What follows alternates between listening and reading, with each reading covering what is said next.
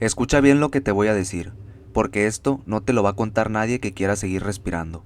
Si estás viendo este video en la comunidad de tu casa, quizás cenando o acostado en tu cama, quiero que por un momento trates de imaginar lo que es vivir meses enteros sin ver otra cosa que no sean pinos, bidones de ácido y hombres con el dedo en el gatillo. Mi nombre no importa. En este mundo yo era simplemente el Inge. No soy un sicario, nunca he jalado un gatillo contra nadie, pero mis manos han fabricado más muerte que cualquier fusil automático. Soy ingeniero químico. Me quemé las pestañas 5 años en la universidad pública pensando que iba a diseñar medicinas o fertilizantes, pero la vida en México te da bofetadas de realidad. Cuando mi madre enfermó y las cuentas del hospital empezaron a llegar con 5 ceros, el orgullo de mi título se convirtió en papel mojado. Fue entonces cuando apareció el pariente. Así le decíamos a un tipo que era el enlace de la plaza en Culiacán. Nos vimos en un restaurante de mariscos, de esos donde la música de banda suena tan fuerte que nadie puede oír lo que hablas en la mesa de al lado. Inge, me dicen que usted es de los buenos, me dijo, mientras limpiaba un cuchillo con una servilleta. Tenemos un problema ahí arriba. Los plebes tienen la voluntad, pero no tienen la ciencia. Se nos está perdiendo mucha mercancía porque la mezcla se corta o el cristal sale opaco. Ocupamos un cerebro. Le ofrezco 100,000 pesos a la semana, casa, comida y la protección de la empresa. Usted solo va, ajusta las fórmulas y supervisa. ¿Qué dice? ¿Se muere de hambre con su ética o se hace rico con nosotros? Ese día vendí mi alma. 3 días después, me subieron a una camioneta blanca, me vendaron los ojos y empezó el descenso a mi propio infierno. El viaje duró casi 8 horas. Sientes cómo el cuerpo se te va de lado en cada curva de la brecha. El calor húmedo de Culiacán se queda atrás y empiezas a sentir ese frío seco de la Sierra Madre. Pero antes de que me quitaran la venda, el olfato me avisó que ya habíamos llegado. Muchos piensan que la sierra huele a pino y a tierra mojada. Y sí, así es, pero cuando te acercas a una cocina, el aire se vuelve más pesado. Huele a una mezcla de pescado podrido y amoníaco. Esa es la metilamina, un olor que se te pega en la ropa, en el pelo, y aunque te bañes con cloro, parece que sale de tus propios poros. Cuando me bajaron el trapo de los ojos, no vi un laboratorio como los de la escuela. Era un campamento militar oculto bajo hectáreas de mallas de camuflaje. Había plantas de luz gigantescas, forradas con cartón y espuma para que el ruido de los motores no subiera al cerro. Había hileras de reactores de acero inoxidable, de los que cuestan una fortuna, conectados por mangueras industriales que parecían venas de un monstruo negro. Aquí está su oficina, Inge, me dijo un plebe de no más de 19 años, cargando una K-47 con lanzagranadas. Espero que sea tan bueno como dicen, porque aquí el que falla no tiene segunda oportunidad. No llevaba ni 2 horas ahí cuando me di cuenta de que estaban a punto de volar en pedazos. Tenían un reactor de 500 litros trabajando a máxima presión con el método de la P2P. El cocinero anterior, un tipo que apenas sabía leer, le habría metido sosa cáustica además porque pensaba que así limpiaba más rápido la mezcla. El reactor empezó a chiflar, un sonido agudo, insoportable. Los plebes empezaron a correr. Sabían que si esa madre estallaba, la bola de fuego iba a evaporar todo en un radio de 50 metros. No corran, pendejos, grité, y me puse la máscara de gas. Sentí el calor irradiando de la camisa de acero. El termómetro de mercurio estaba marcando 115 grados centígrados y la aguja seguía subiendo. Si llegaba a 130, el gas acumulado iba a romper las soldaduras. Con el corazón en la garganta, abrí la válvula de alivio. El vapor salió con una fuerza que me tiró hacia atrás. Era veneno puro. Sentí como la piel de mis brazos, la que quedaba fuera del traje, me empezaba a arder como si me estuvieran echando agua hirviendo. Agarré una manguera conectada a un arroyo cercano y empecé a bañar el reactor para bajar la temperatura de choque. Fueron 10 minutos de puro terror. Cuando la presión bajó y el chiflido se detuvo, el silencio que quedó en la sierra fue sepulcral. El jefe del campamento, un hombre canoso que solo nos miraba desde una silla de plástico, se levantó, caminó hacia mí y me puso una mano en el hombro. Sus manos olían a pólvora. Usted se queda, Inge. Los demás, pídanle perdón al patrón, porque por poco y nos mandan al cielo antes de tiempo. Esa noche no pude dormir, no por el ruido de los generadores, sino porque me di cuenta de que mi vida ahora dependía de que una mezcla química no decidiera estallar. Estaba en el corazón del Triángulo Dorado, ganando lo que nunca imaginé, pero rodeado de hombres que te mataban por un error de 1 gramo. Para la segunda semana, el miedo ya no era un pico de adrenalina, era un peso constante en la nuca. Te acostumbras a todo, hasta la idea de que puedes evaporarte en cualquier momento. La rutina en la sierra es monótona, pero es una monotonía que te carcome los nervios. Mi día empezaba a las 4 de la mañana. En la sierra, a esa hora, el frío no te toca, te muerde. Me levantaba de un catre que olía a humedad y a sudor viejo, en una choza de madera que compartía con otros 2 cocineros. Lo primero que hacías no era lavarte la cara, era checar los radios. Si la frecuencia estaba en silencio, todo iba bien. Si escuchabas el tableteo de las claves, sabías que el día iba a ser largo. El desayuno era lo único normal: carne con chile, frijoles de la olla y tortillas hechas a mano por las señoras que subían de los ranchitos cercanos. Ellas nos miraban con una mezcla de lástima y respeto. Sabían que nosotros éramos los que hacíamos el dinero, pero también sabían que éramos hombres muertos caminando. Comíamos en silencio, rodeados de plebes armados con barrets calibre 50 y lanzagranadas, que cuidaban el perímetro como si estuviéramos en una base militar. Pero el verdadero enemigo no eran los balazos, era la química. Escucha bien, cuando trabajas con precursores a esa escala, tu cuerpo deja de ser tuyo. La metilamina y el ácido fenilacético no se quedan con las tinas, se meten en el aire, se impregnan en la madera, en tu comida y en tu piel. A los 15 días, mi sudor ya no olía a hombre, olía a acetona pura. Me empezaron a salir llagas en los nudillos y en las encías. Mis dientes se sentían flojos, como si la raíz se estuviera deshaciendo por los vapores ácidos que inhalábamos a pesar de las máscaras.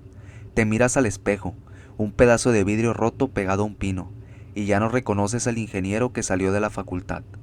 Tus ojos se ponen rojos, inyectados, y el sabor a metal en la boca no se te quita ni fumando los cigarros más fuertes. Mi trabajo no solo era supervisar, era optimizar. Los patrones querían más, siempre querían más. Diseñé un sistema de condensación triple para recuperar solventes, algo que en una planta legal sería motivo de un bono, pero aquí solo servía para que la producción no se detuviera si los caminos estaban bloqueados por el ejército. Estábamos sacando lotes de 300 kilos de cristal de alta pureza. El cristal salía con un tono azulado, casi transparente, que en la frontera pagaban como si fuera oro líquido. Pero el éxito atrajo al pájaro, así le decíamos a los drones de la marina. Sucedió un jueves, a mediodía. El sol pegaba fuerte sobre las mallas de camuflaje. De repente, el radio tronó con una urgencia que me detuvo el corazón. Atención toda la plebada, pájaro de acero en el cuadrante, nadie se mueva y apaguen las hornillas ya. El silencio que siguió fue absoluto. En la sierra, cuando se apagan las plantas de luz, el silencio grita. Nos tiramos al suelo, pecho tierra, entre la tierra y los bidones de amoníaco. Me quedé viendo una hormiga que caminaba sobre una manguera de alta presión mientras escuchaba el zumbido eléctrico. Ese bzz fino del dron que pasaba exactamente por encima de nosotros. Esos aparatos tienen cámaras térmicas que pueden ver el calor de una colilla de cigarro desde 1 kilómetro de altura. Si el dron detectaba el calor de los reactores, en 10 minutos tendríamos a los Black Hawks, los boludos, encima, descargando ráfagas de minigun. Estuvimos así, sin respirar, durante 40 minutos. Sentía como el ácido del estómago me subía a la garganta. Esa es la paranoia real de la sierra. No es un enfrentamiento heroico. Es morir como una rata bajo una malla de plástico porque una máquina en el cielo decidió que hoy era tu turno. Poco después de ese susto, el jefe de plaza llegó en una Raptor blindada. Traía unas cajas de madera diferentes, selladas con flejes de acero y letras que no entendíamos. Adentro venían bolsas de aluminio con un polvo blanco, fino, casi como harina de repostería. Inge, olvídese un poco del cristal, me dijo, mientras me entregaba un fajo de billetes que apenas me cabía en la mano. Esto es lo nuevo, viene de China. Dicen que con 1 kilo de esta madre sacamos lo mismo que con 10 de lo otro. Queremos que empiece a tablatear fentanilo, pero cuidado, porque si se le pasa la mano, el cliente se muere y el negocio se acaba. Ahí fue cuando sentí que el suelo se abría bajo mis pies. Una cosa era cocinar metanfetamina, que al final es una droga de uso recreativo, y otra muy distinta es manejar el fentanilo. Sabía que estaba entrando en un terreno de las armas biológicas. Un descuido, un gramo que se vuele con el viento y toque la piel y se acabó. No hay marcha atrás. Empezamos a instalar prensas hidráulicas. Ya no usábamos mascarillas sencillas. Compramos trajes de protección química autónomos, de esos que parecen de astronauta. El ambiente en el campo cambió. Los sicarios ya no bromeaban. Se sentía un aire de muerte, de algo mucho más oscuro que el cristal. Estábamos preparando el veneno que iba a inundar las calles. Y yo, el Inge, con promedio de 9.2, era el arquitecto de esa carnicería. Si creías que cocinar cristal era peligroso, no tienes idea de lo que es jugar a ser Dios con el fentanilo. Con la meta, si te equivocas, explotas.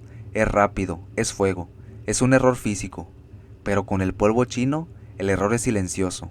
Es una cuestión de granos de sal. Si tu mezcla no es perfectamente homogénea, si creas lo que llamamos un hotspot o punto caliente en una pastilla, el cliente se toma una y muere antes de que el químico llegue a su sangre.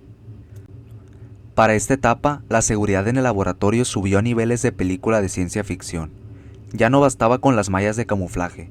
El patrón mandó traer extractores de aire con filtros de carbón activado para que el olor no delatara la posición, y a nosotros nos obligaron a usar trajes de polipropileno, sellados con cinta plateada en las muñecas y los tobillos. Inge, si se le rompe un guante, no me pida ayuda.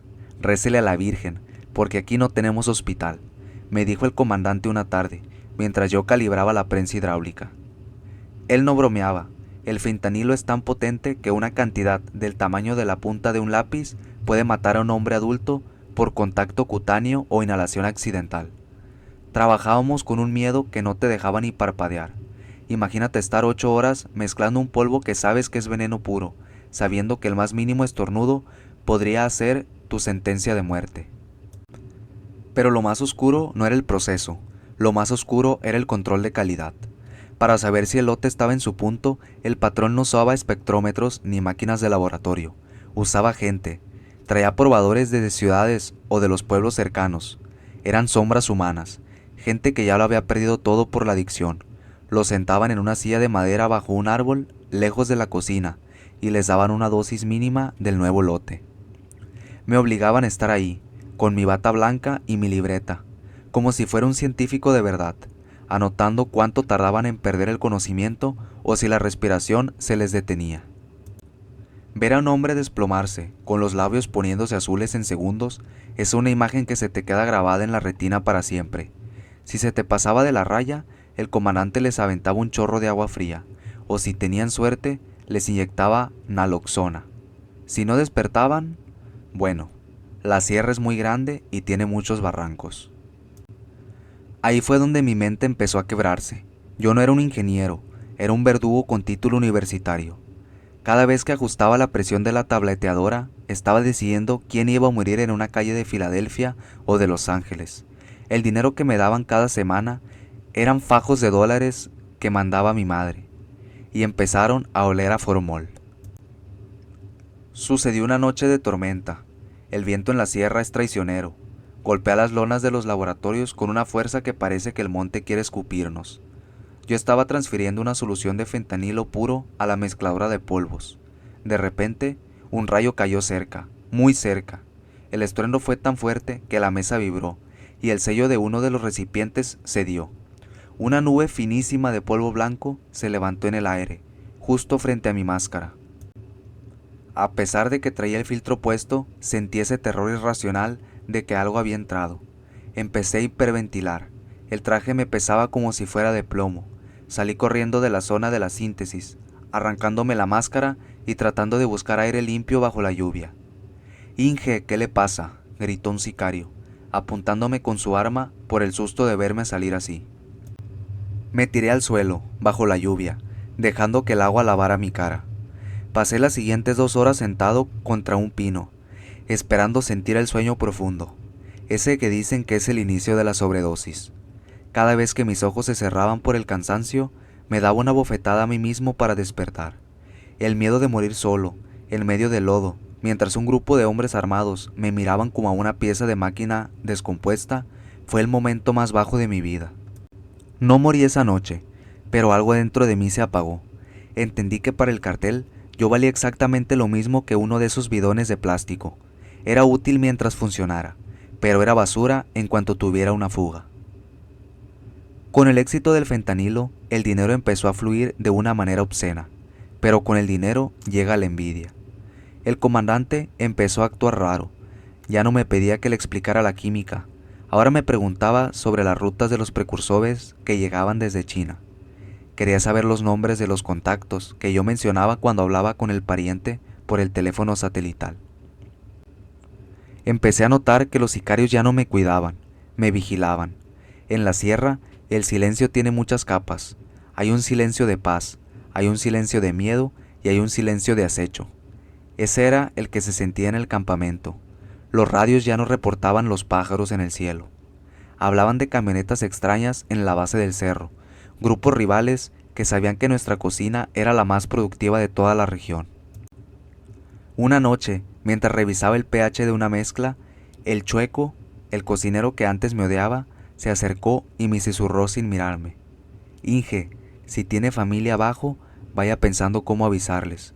El viento está cambiando de dirección, y aquí, los que sabemos de más, somos los primeros en quedar entre los pinos. El frío de la sierra se me metió en el alma.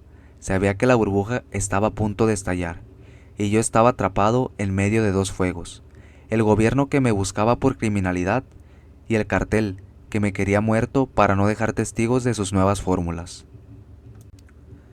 Hay noches en la sierra que son tan oscuras que parece que el mundo se ha acabado y solo quedas tú, flotando en la nada. Pero esa noche fue diferente. El aire se sentía eléctrico, pesado, como si el mismo monte supiera que la sangre estaba a punto de correr. Eran cerca de las 3 de la mañana. Yo estaba en el área de cristalización, vigilando las charolas donde el hielo se estaba formando. El silencio fue interrumpido no por un grito, sino por la ausencia de sonido. Las plantas de luz, esos motores Caterpillar que nunca se apagaban, se detuvieron de golpe. El silencio que siguió fue el más aterrador de mi vida. ¿Qué pasó con la luz, pendejos?, gritó el Chueco desde la otra galera. Nadie contestó. Lo siguiente que escuché fue un silbido largo, un rastro de luz que cruzó el cielo negro por encima de las mallas de camuflaje. Un cohete, un RPG. El impacto no fue sobre el laboratorio, sino en el dormitorio de los sicarios. La explosión me aventó contra las mesas de acero y de repente la noche se volvió día. Pero un día naranja, sucio, lleno de esquirlas y gritos. No era el gobierno. El radio, que alguien había dejado encendido cerca de mí, escupía voces que no conocía, burlas y amenazas en una clave que no era la nuestra. Nos habían caído los contrarios. Los punteros, que debían cuidarnos, habían sido comprados o degollados en silencio minutos antes. Empezaron a llover granadas de fragmentación. Una de ellas cayó directamente sobre el almacén de precursores. Escucha bien, cuando una bodega con 5,000 litros de acetona, metanol y ácido clorhídrico explota, no es una explosión normal, es un hongo de fuego azul y verde que desprende una nube de gas que te quema los pulmones al primer suspiro. Vi al Chueco tratar de correr hacia la salida. No llegó. Una ráfaga de Minimi lo partió a la mitad antes de que diera 10 pasos. Yo me arrastré bajo una mesa de trabajo, cubriéndome la boca con un trapo empapado en agua. El aire ya no era aire, era veneno puro. Podía oír cómo los frascos de vidrio estallaban por el calor, soltando el fentanilo concentrado al ambiente. Aquello ya no era un campamento, era una cámara de gas a cielo abierto. En medio del fuego vi al comandante. Estaba parado cerca de la salida con su chaleco táctico puesto, pero no estaba disparando hacia afuera, estaba disparando hacia adentro. Estaba eliminando a los cocineros que intentaban escapar. Ahí entendí todo. Él era el del trato. Él les había entregado la ubicación y el know-how, y su parte del acuerdo era no dejar testigos que supieran cómo sintetizar el polvo chino con mi pureza. Nuestras miradas se cruzaron por un segundo a través del humo. Él levantó su rifle, pero en ese momento un tanque de gas propano que usábamos para las hornillas estalló justo detrás de él. La onda expansiva lo lanzó hacia las llamas. No sentí alegría, solo un vacío inmenso. El hombre que me juró protección era el mismo que me estaba vendiendo al diablo. Me puse la máscara de gas, que por milagro estaba colgada de mi cinturón, y corrí, no hacia la salida principal, donde se escuchaba el tableteo incesante de las ametralladoras, sino hacia el fondo, hacia donde el arroyo de enfriamiento se perdía en un barranco de sombra. Correr con una máscara de gas puesta es como intentar respirar a través de una pajilla mientras alguien te golpea el pecho. Mis pulmones ardían, las balas trazadoras pasaban por encima de mi cabeza, cortando las ramas de los pinos como si fueran mantequilla. El olor a carne quemada se mezclaba con el de los químicos, creando un perfume que todavía hoy me revuelve el estómago. Llegué al borde del barranco. Eran unos 7 o 8 metros de caída libre hacia un lecho de piedras y agua helada. Detrás de mí, el laboratorio era una pira funeraria. Escuché los gritos de los plebes que se quedaban atrapados en el fuego. Hombres con los que había cenado frijoles y hablado de la vida apenas unas horas antes. Ahí va uno, tírenle al de blanco. Escuché un grito a mis espaldas. No lo pensé, cerré los ojos y me lancé. El impacto fue brutal. El agua helada me recibió como un golpe de martillo en todo el cuerpo. Sentí como mi hombro izquierdo se salía de su lugar con un crack seco que resonó en mi cráneo. El frío del arroyo me entumeció los músculos al instante, pero la adrenalina es la droga más potente que he manejado en mi vida. Me obligó a ponerme de pie, con el brazo colgado inútil, y a meterme en la maleza espinosa mientras las balas salpicaban el agua a pocos centímetros de mis piernas. Caminé o gateé, no lo sé, durante lo que parecieron horas. Me alejé del resplandor naranja del incendio hasta que solo quedó la oscuridad y el sonido de mi propia respiración silbante. Me escondí en una pequeña cueva formada por las raíces de un encino milenario. Ahí, estando en la oscuridad total, me quité la máscara. El aire sabía a tierra y a libertad. Pero mis manos estaban negras, no de tierra, sino de los residuos químicos que se habían pegado a mí durante la explosión. Empecé a temblar, pero no era de frío, sino de la compresión de que lo había perdido todo, mis ahorros, mis notas, mi identidad. Pero seguía vivo. Pasé el resto de la noche escuchando los ecos de la batalla allá arriba, explosiones distantes, gritos que se apagaban con el viento. Me sentía como un fantasma viendo su propio entierro desde lejos. Yo, el ingeniero con promedio de 9.2, ahora era solo un bulto de carne herida escondiéndose en un agujero, oliendo a fentanilo y a pólvora, esperando que el sol saliera para saber si el mundo todavía existía para mí.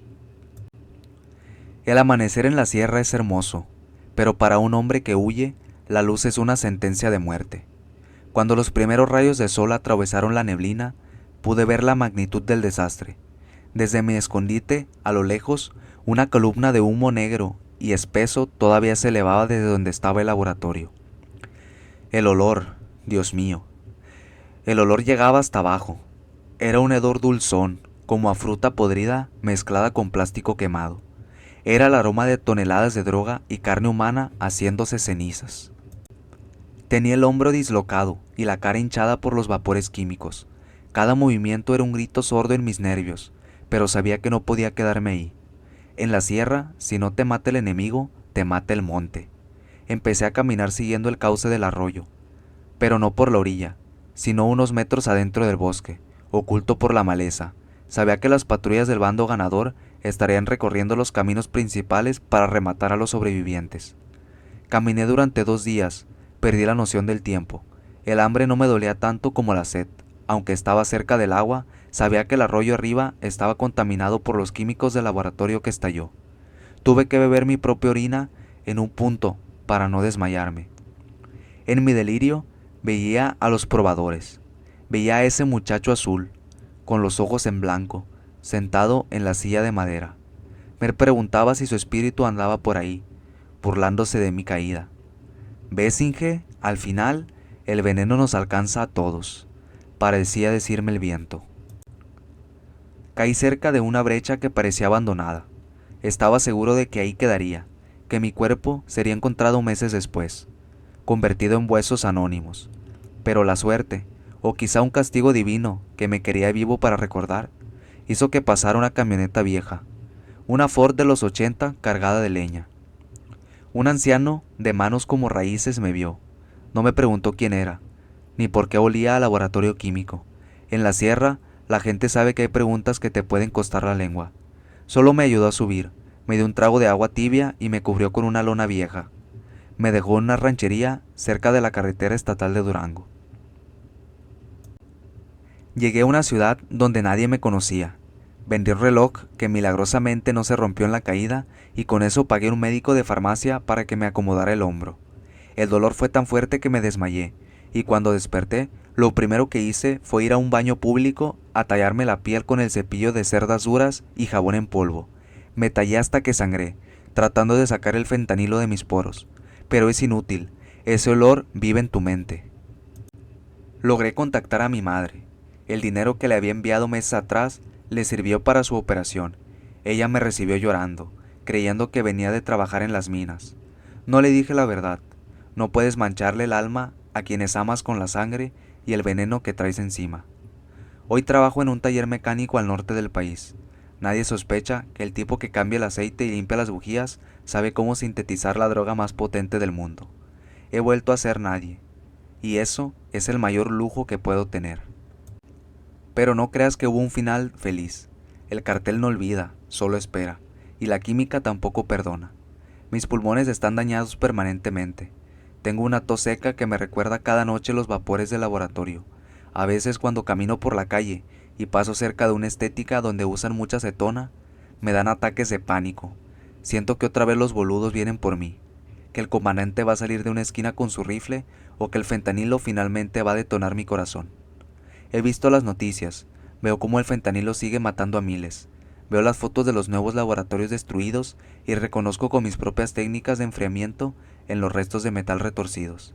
Sé que mi ciencia sigue ahí arriba, pasando de mano en mano, perfeccionando la muerte. Si estás escuchando esto y sientes la tentación del dinero fácil, mírame a mí. Tengo dinero escondido que no puedo gastar porque me daría miedo explicar de dónde salió. Tengo una carrera que no puedo ejercer y tengo una sombra que me persigue a todos lados. En la cocina de la sierra, el que se quemó no siempre muere por fuera. A veces simplemente se le apaga el alma y se queda como yo, un fantasma que sabe demasiado, un ingeniero que olvidó cómo construir y solo aprendió a destruir. Escucha bien las hélices en tu cabeza, porque una vez que entras al triángulo dorado, nunca terminas de salir. Esta es mi historia, que sirva de algo, o que al menos te ayude a no ser el siguiente Inge. Espero que les haya gustado mucho este relato, apóyenme con su suscripción y su me gusta. Gracias por ver el video y recuerden que seguiremos trayendo contenido de esta calidad.